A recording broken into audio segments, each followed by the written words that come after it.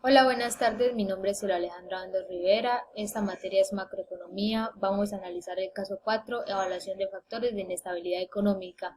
Mi grupo es el 26007, espaciado 38. Mis compañeros están conformados por Darlene Dayana Priello Solarte, Franci Meléndez Torres, Heidi Daniela Cerón, Julián Esteban Gómez Álvarez y mi persona que ya mencioné.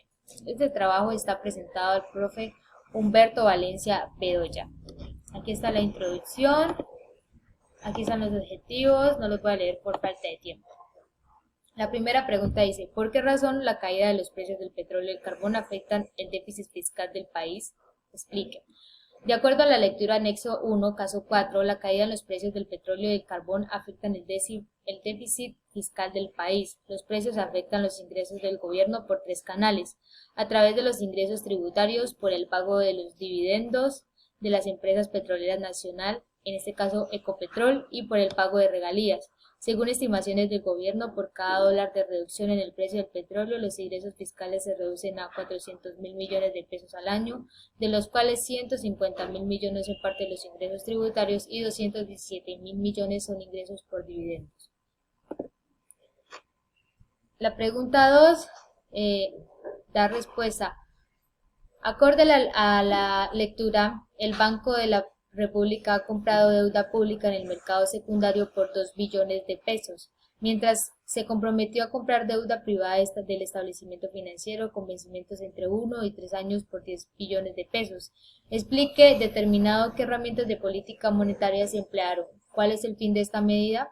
El Banco de la República ha tenido que acudir a varias herramientas para poder inyectar liquidez a la economía, y la herramienta que se empleó fue la política monetaria expansiva, en donde el Banco Central de la República inyecta liquidez a la economía realizando compras de títulos de deuda pública y privada, la cual aumenta la cantidad de dinero del país para así estimular la inversión y junto a ello reducir el desempleo y poder conseguir un desarrollo del crecimiento económico, y utilizó algunos mecanismos que son: primero, reducir la tasa de interés para incentivar los préstamos bancarios. Segundo, reducir el coeficiente de caja para poder prestar más dinero. Y tercero, comprar deuda pública y privada. El Banco Central pues compra títulos para aportar dinero al mercado.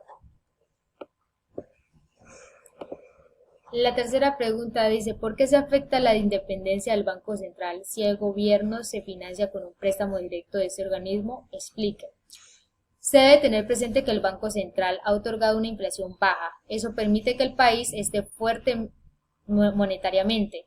Es por ello que ha adoptado medidas expansivas para disminuir el costo de financiamiento del gobierno y de empresas con acceso a los mercados del capital, y a mantener la estabilidad del sistema financiero sin que se modifiquen las expectativas de inflación. Lo que sucede es que la crisis sanitaria se está extendiendo y esto pone en riesgo la economía. Si el gobierno se financia con un préstamo del Banco Central, esto afectará su independencia, lo cual puede generar presiones inflacionarias y un deterioro de la cuenta corriente de las balanzas de pagos, llevado al país a recesión. El banco no puede arriesgar en emitir nuevo dinero en la economía sin saber si esta deuda estará acompañada de productividad, ya que solo sostiene la promesa de fabricar en el futuro bienes y servicios. Es por ello que el Banco Central no debe negociar el ajuste fiscal con las instituciones públicas. El gobierno tendrá que ajustar y utilizar las medidas necesarias para no arriesgar el país económicamente en esta pandemia. Además, debe estar muy bien cómo se financiará, pues una mala decisión puede llevar al país a liquidez, tal como se puede representar en las imágenes.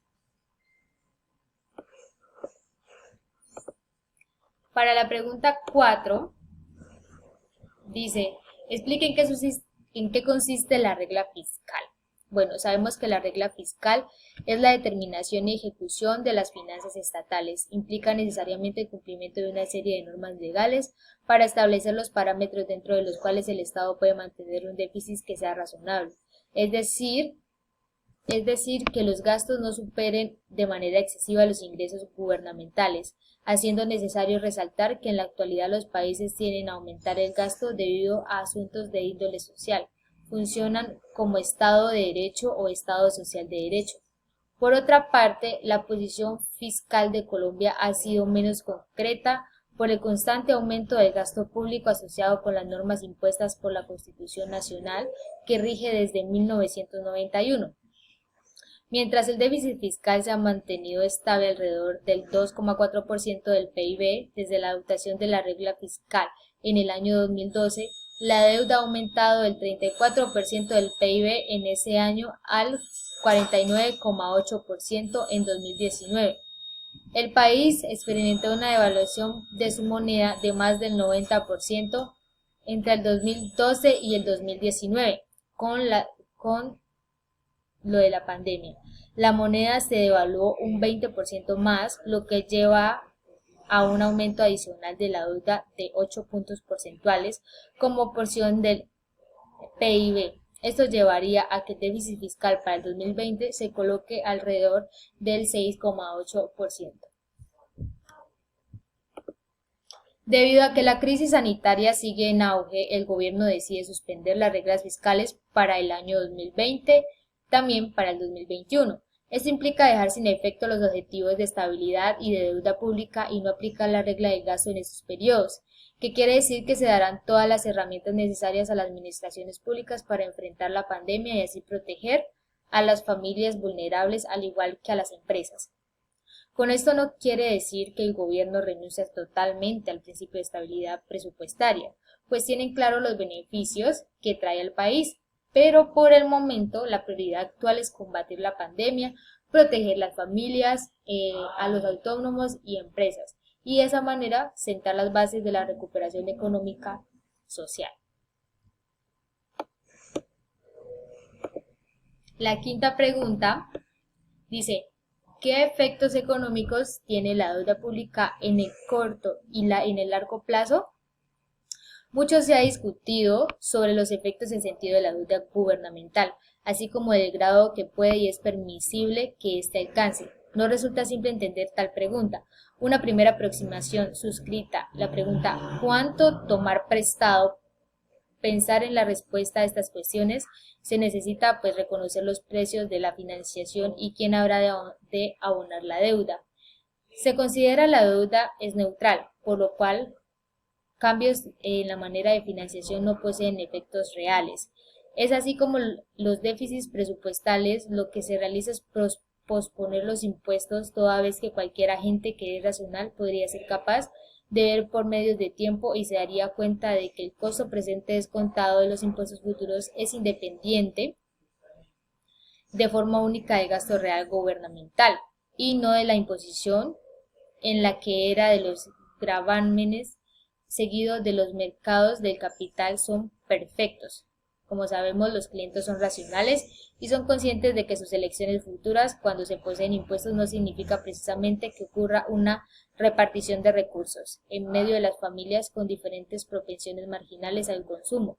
Los impuestos son de suma fija, los déficits no crean costos y menos burbujas.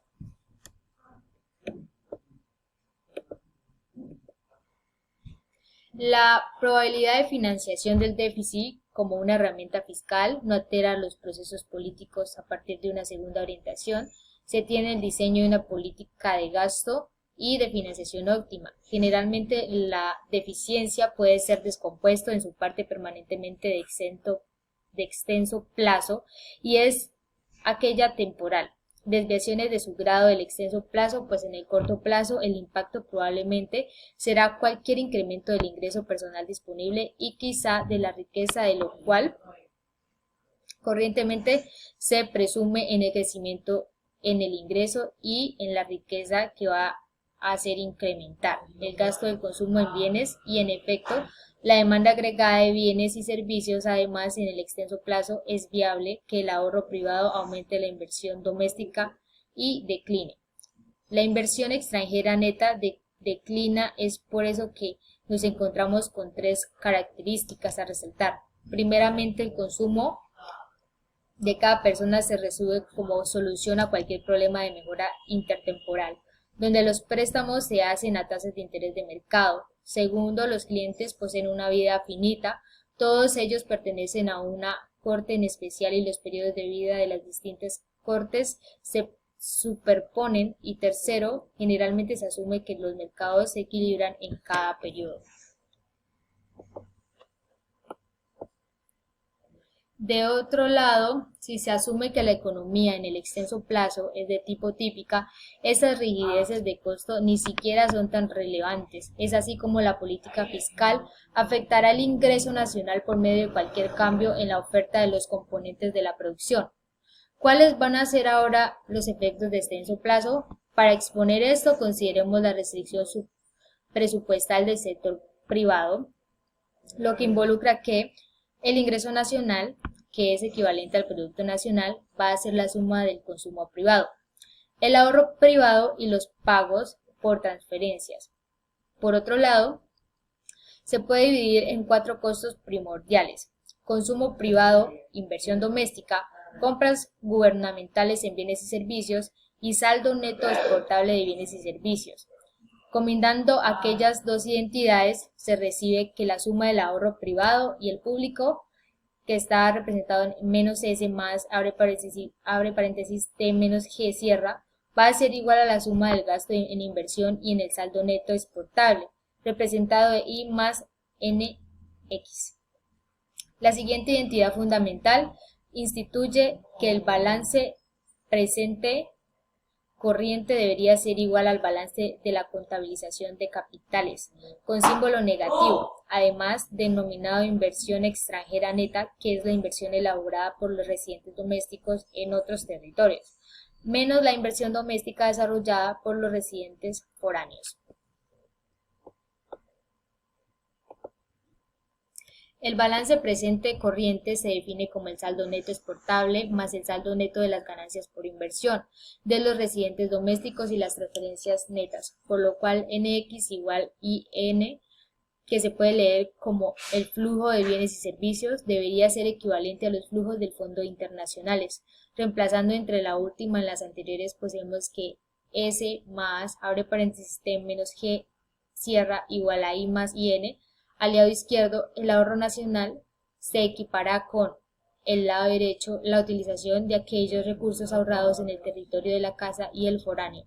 Dicha identidad se cuenta, explica lados del mercado de fondos prestables. Con dicha composición tiene la posibilidad de examinar los efectos que crea cualquier déficit como el que se vino planteando, igual gastos y menores impuestos.